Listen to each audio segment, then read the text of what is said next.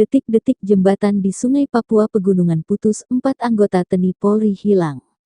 3 anggota Polri dan 1 prajurit TNI di Kabupaten Pegunungan Bintang, Papua Pegunungan, terjatuh ke sungai gegara tali jembatan gantung yang dilewatinya terputus.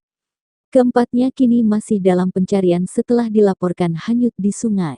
Insiden itu terjadi di Sungai Digul, Distrik Iwur, Kabupaten Pegunungan Bintang, Sabtu tanggal 28 Januari tahun 2023, sekitar pukul 11.20 waktu Indonesia Timur.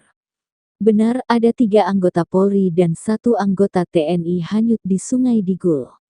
Saat ini kami tengah melakukan pencarian, ungkap Kabid Humas Polda Papua Kombes Ignatius Beni Adi Prabowo dilansir Detik Sulsel, Sabtu, 28/1. Ketiga korban diantaranya merupakan anggota Polres Pegunungan Bintang, yakni Bribtu Yohanes Matius, Bribda Risman Rahman, dan Bribda Stefan Randongkir. Sementara 1 korban lainnya merupakan Satgas Pamlu Tasrat IPN 143 PWEJ bernama Pratik Ferdian.